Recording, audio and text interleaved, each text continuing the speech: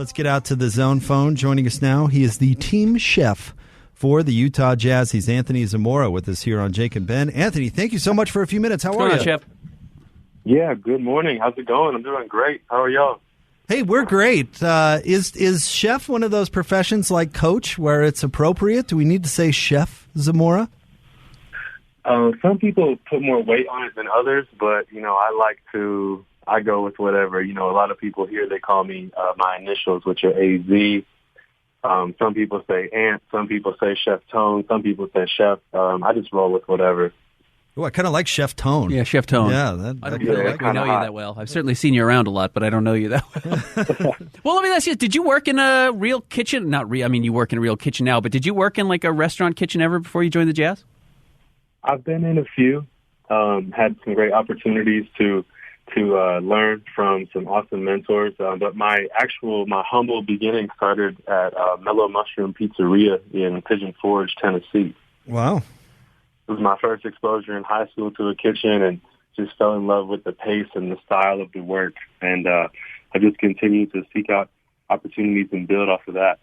Well, a lot of, restaurants, I've worked in the restaurant business, a lot of it's out until 2 a.m. and, it's kind of a night owl lifestyle. I know the Breakfast Club gets there at 7 a.m.? What time are you there in the morning over at ZBBC? Our staff, depending if it's a game day, those are early starts, so we can get the guys a nice break in the afternoon. But game day, our first staff member is rolling in between 6 and 6:30 in the morning. So Ben and I were talking about this. It's amazing the evolution of, kind of management when it comes to professional athletes from a nutrition standpoint. It seems like, these leagues have been a little bit behind the times when it comes to it. And it just makes so much sense to people who make their living with their bodies to be concerned about what they're putting into their bodies. And I guess, how much science goes into your job when helping, the greatest athletes in the world compete at their highest level?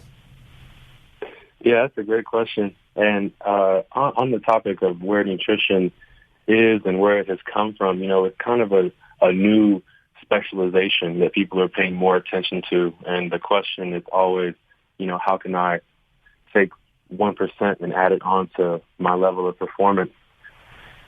In the old days, the position coaches used to tell guys how to work out.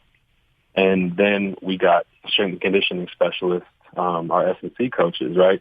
And then now it turned into those strength coaches were helping with supplementation, with nutrition, all those things, just because it was kind of like, someone has to do it. And then, nutrition's following behind where now we're getting more and more specialists. But my role, in a nutshell, it's really evolved. This month is my 4-year anniversary with the team. Super blessed to be here for that long. And, it started out just myself and another staff member, and I cooked all day, right?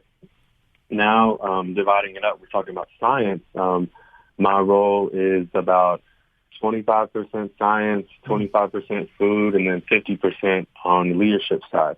So we have an amazing team.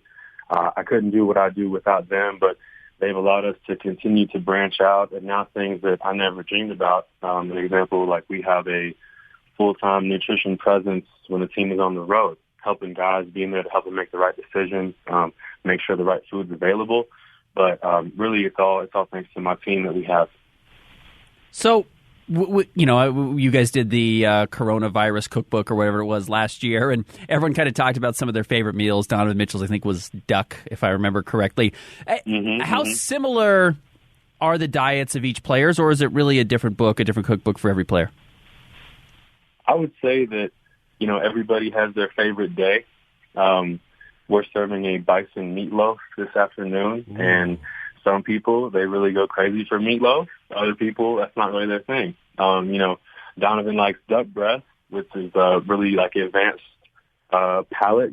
He's into those cool foods like scallops, duck. But then maybe a younger guy who hasn't had that much exposure, they might, duck might not be their day. So it's all just like at home, it's all individualized. And we try to be kind of stealthy, healthy in some ways. I won't tell people that the meatloaf has fine diced mushrooms in it, but it's helping to add a vegetable source, add some micronutrients and some nutrition for them. So, of course, we want to respect everybody's privacy and all that. But is there a quirky habit that you can share with us? Again, you don't need to say whose it is, but is there kind of a unique one that you can share? Quirky habit.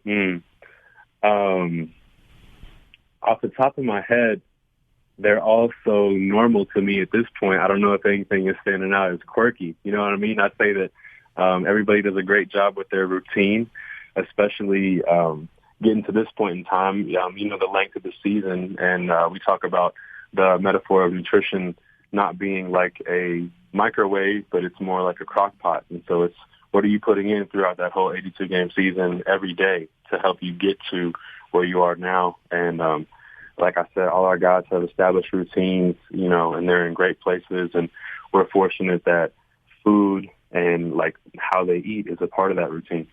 We generally hear these stories because they are outliers when it comes to nutrition in sports. We remember a few years ago there was the conversation that Michael Phelps is eating, 8 to 10,000 calories a day, which is triple, quadruple what a normal adult eats.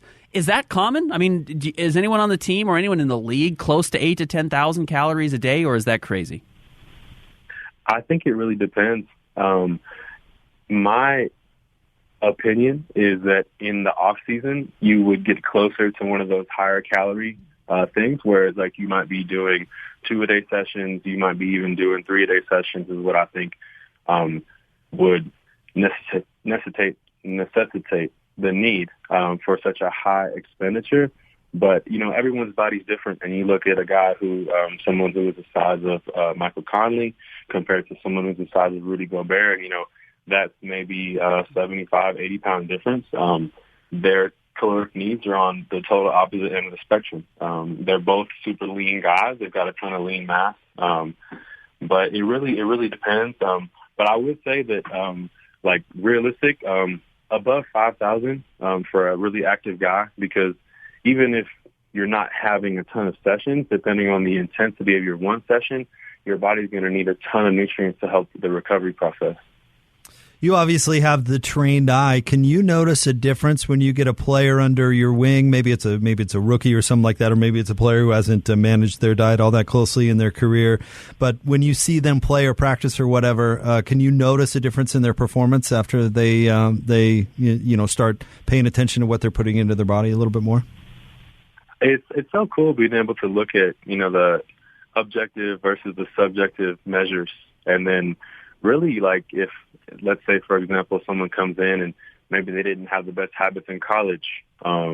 Hey, what do you normally eat before practice? I don't. Well, maybe we could try something small.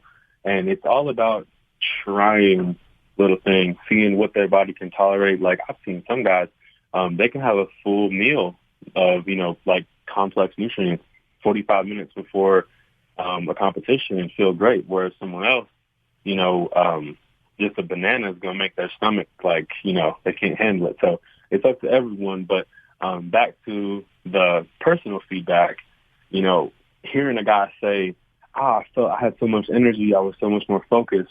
And it's little wins like that they make you smile. They make you happy about what you do. I don't know if you saw this, but I'm sure you've seen some of these crazy diets that some athletes have. I know we talked about Michael Phelps. The opposite end of the spectrum, the Seahawks just had an article on DK Metcalf, who's one of the greatest physical freaks in all of sports. And this is what he said his average day is. He says he eats one meal a day, he drinks one coffee, and he eats 3 or 4 bags of candy. Have you seen guys like this that have these kind of insane diets and still have these incredible physiques? And how does that balance? Is that just a bizarre metabolism and just how they're built, or what goes into that? Yeah, I don't want to burst no bubbles, but I think that one of my colleagues, she did a little post about it, but kind of like a clickbaitish article. Huh. Maybe he does that. I don't know, but people are kind of notoriously not so good at recalling what they eat every day. Huh. So if someone said that to me, I would ask a question like, so you didn't eat or drink anything at all when you had breakfast? and kind of like, oh, well, actually, I had this. So, and that's part of like, we can get into a whole rabbit hole of nutrition and marketing. And I just spoke to someone about this, about how like just saying that you work hard isn't really that sexy, but saying like I did an extreme diet gets more people to click on a headline. So take it with a grain of salt. Maybe he does it. I'm not sure. Everyone, like I said earlier, everybody's body is different. But if it was me sitting across the table from DK, I would dig a little deeper in the conversation. Ben made a joke earlier today about how Karl Malone used to eat a bunch of pasta before playing. I remember when I was younger playing baseball or whatever. Steak and eggs. Get a lumberjack breakfast or whatever before you play, and it's kind of funny how things evolve. But we have a lot of I'm sure parents out there listening who have kids who are teenagers or maybe a little younger or involved in sports, and probably do ask the question, "Wow, what should I eat before competing, or what's the best way for young people to maximize their performance?" If you had advice to give to parents out there, what would you give? Yeah, another great question. Talking about Karl Malone and pasta, we have a ton of pasta eaters, and that's a great, complex carbohydrate. It's going to take a little bit longer to digest. That's an amazing pregame meal. Things like pasta, things like potatoes. When you're thinking about before activity, you want to think about like low to moderate fat. If you ever went to Crown Burger and you wonder why you feel so full, burgers and fries have a pretty high fat content. Fat takes more than twice the time of a carbohydrate or a protein in your stomach to digest. So we tend to, in that pre-situation, things like pretzels are a salty snack, right? Salt helps your body hold on to water. So when we're talking about guys who might have more of a tendency to cramp, we're pushing salty snacks and water. Or if someone's going to be getting dehydrated, it's the same thing. So salty snacks, low-fat snacks, fruit is awesome. Things like the gummies are also good, but the fruit coming with a little bit of fiber will slow down the digestion and release of energy. So another cool thing to consider. But back to everyone's body being different, really just playing with that. But I think starting peanut butter and jelly, that's popular. Popular halftime snack, fresh fruit. You'll find little bars and things that work. But applesauce, they come in like the Go-Go squeeze pouches. I could rattle these off all day. But yeah, just trying different things and seeing how your body feels. So not a greasy burrito then? Absolutely not. Tony, one of the things I see every time I'm at practice, whenever they come up and talk to us at the dais, they always have some jazz player. I mean, every jazz player has a smoothie, inevitably, and you guys kind of have the tops. You stick the straw right through, and they seem like they're ready to go. What, for a lot of people, as we're starting to get to spring, a lot of people are saying, hey, I'm going to eat better. Smoothies are a really popular kind of fad that people have gotten into. If you're making a smoothie, what should be like a go-to foundation for people, and what should you avoid? Yeah, so we're big on the smoothies. I'm big on language, too, and terminology, and so instead of calling it a smoothie, I'll call it either a recovery shake or a fueling opportunity. We're saying Jamba Juice over here, but it's everything for a purpose.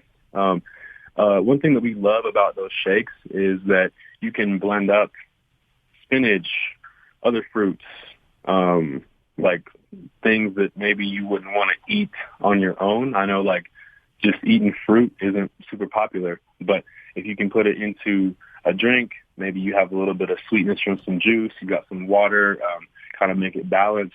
For our guys, we're using mostly whey protein. That can help as another way to have a micronutrient or an antioxidant boost in your day, which our guys, being professional athletes, always training competition, my viewpoint, they're always in a state of recovery, always going to be able to put some good use towards having these nutrients in their diet. But I would start with choosing a base. So do you want to use milk? Do you want to use juice? Do you want to mix them? I know someone who does orange juice and milk, and they say it tastes like a creamsicle. So pick your juice base, water, whatever you want to do, and that can play to your goals. If you're trying to lose some body fat, maybe you don't want extra calories from a liquid in there. From there, I would go choose your fruits and veggies, and then any type of additional things like whey protein. The marketing and nutrition industry, as we were kind of talking about earlier, it's all over the place. Whey protein is a supplement that I believe in. A lot of other stuff, kind of like, are you getting the bang for your buck, or is it placebo effect? I don't know, but whey protein isolate is a good one. All right, you're running late, or you just got home after a game and it's late and you need to throw something together. It's a late night meal. What are you making for yourself that's your go-to? Oh, for me, I'm a big, personally, like scrambled eggs. You mean like a soft scramble on some toast? Easy. Done. All right, there you go. Pretty easy. Pretty easy. I'm a pizza lover, too. Well, yeah, you worked at the, what was it called? Wild Mushroom? What was it? Yeah, mellow mushroom. Mellow mushroom. Ooh, pizza sounds good. You know what? This interview has made me hungry. Is that a good thing? Is that okay, let me ask you this, because I do this a lot. What food television do you watch? I'm not super big on TV. One of my mentors, he was on Chopped, and I saw a couple of his episodes, but what I have watched on Netflix is some of the Chef's Table episodes. Yeah. The movie Chef about the food truck and the Cuban sandwiches. Have y'all seen that one? Yep. With John Favreau. That gets me fired up every time. Yeah. That's awesome. Well, listen, Anthony, thank you so much for a few minutes. We were really looking forward to this conversation. It was really interesting. Thank you very much. I appreciate you guys. Thank you as well.